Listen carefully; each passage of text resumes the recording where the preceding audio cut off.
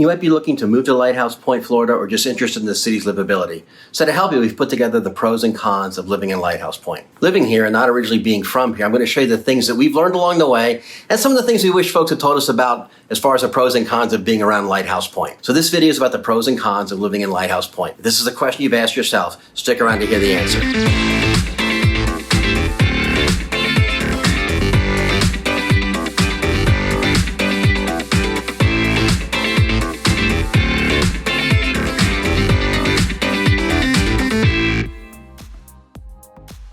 Welcome to our channel. I'm Kevin Morris with South Florida Homes, Keller Williams. We're trying to grow our channel and would appreciate any comments you may have and if you would consider subscribing. Now, we get calls, texts, and emails from folks all the time looking to relocate and move down to Lighthouse Point, and we love it. We think it's terrific.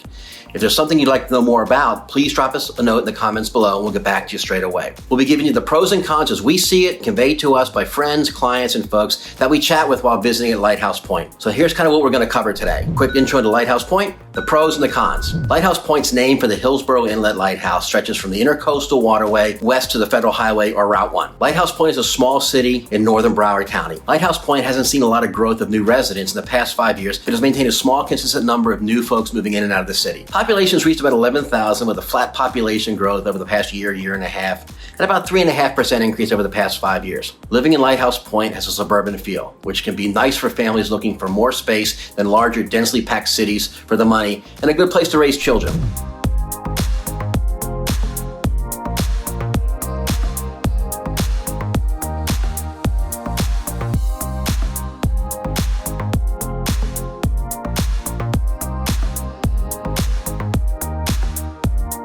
So what are the pros of living in Lighthouse Point?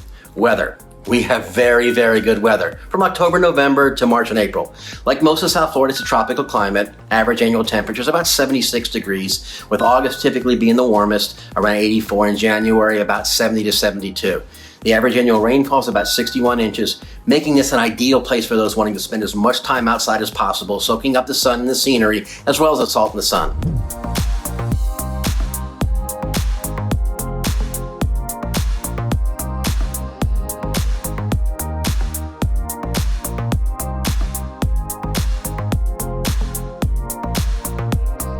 Dining and entertainment. There's plenty of places to go, plenty of bars and plenty of restaurants. Casual restaurants include Papa's Raw Bar, Packy's Sports Pub. Now, Taco Tuesday at Packy's is always a good bet, and the Mahi tacos are awesome. Just ask my wife. Bonefish Max and Naughty Dog Marina Cafe right at the marina are also. Sicilian Oven is great for lovers of Italian. The Seafood World Market and Restaurant is great to either dine in or pick up local seafood. Close by upscale restaurants, J Mark and Pampas Gaucho Brazilian Steakhouse are not to be missed. Now, our favorite is a Naughty Dog Cafe at the marina. The view is incredible at any time of the day. The breakfast is enough to basically carry you through lunch. And lunch and dinner portions almost guarantee you'll be taking some home with you when you leave.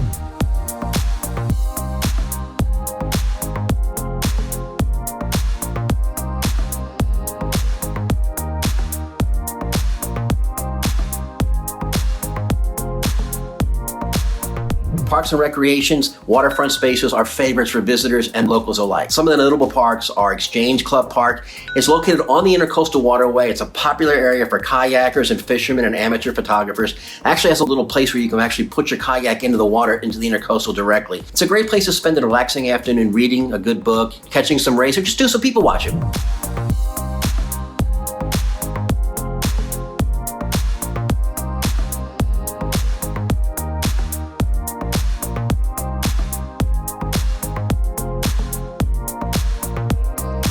Frank McDonough Park. The kids love this place. It's a small park, but it packs a big punch for the toddlers and the bigger kids. 2 separate playgrounds. The toddler one is all fenced in, which is terrific. The bigger playgrounds have a safe little rubbery area for kids to make sure they don't fall and get hurt on.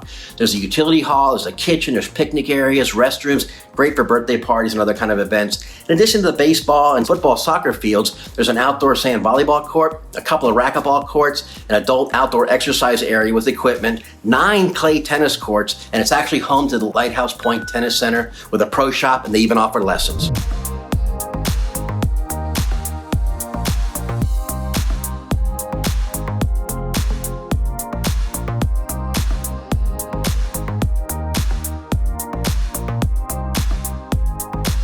DEGROFF Park is like a natural neighborhood park. It's very, very beautiful in its natural state. It's a three-acre park filled with native trees and native foliage. There's a playground, a gazebo, some benches, and a walking path that is incredible. It's designated as a passive park, which means that no changes can be made that will affect the natural habitat, and it must remain suitable for fish, plants, and wildlife.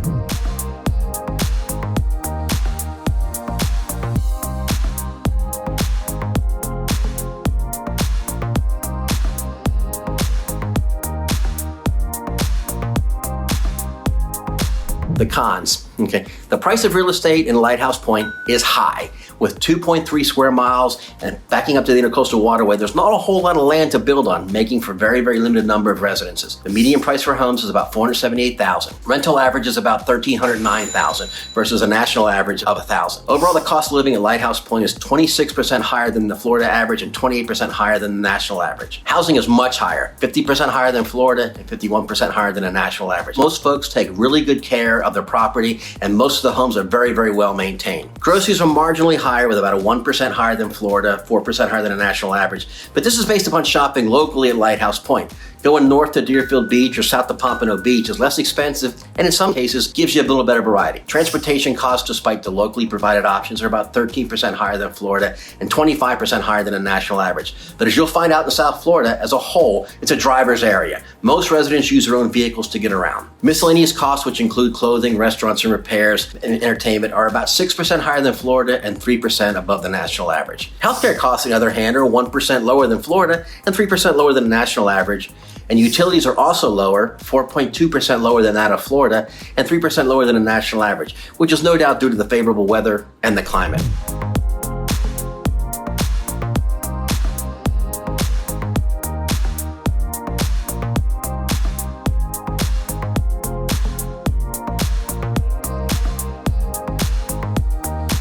Which brings us to weather. It's also a con. It gets very hot here. Very, very hot. I mean, we're talking from June till September, highs in the 90s, 100% humidity. It's hot, hot, hot. We also have hurricane season, so that's something you're gonna have to learn to deal with. Realistically, we haven't been hit with a bad hurricane in a very long time. We've gotten lucky on the East Coast here, but you're gonna have to know how to prepare for the hurricanes. I think the last hurricane that almost hit us, Irma in 2017, did more damage to the supplies of milk and bread in the supermarket than the hurricane did.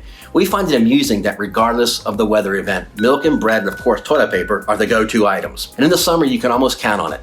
Every day for about 30 to 45 minutes, you'll get a rainstorm between 1 and 3 o'clock in the afternoon.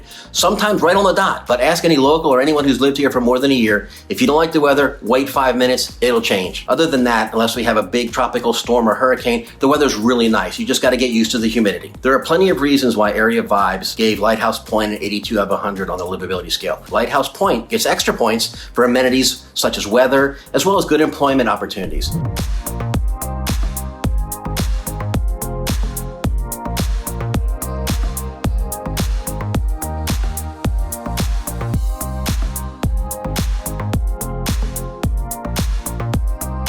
If you like this video and you got some useful information, please consider subscribing to our channel and check out our other video on the top 3 reasons to move to Lighthouse Point. Thanks, and take care until next time.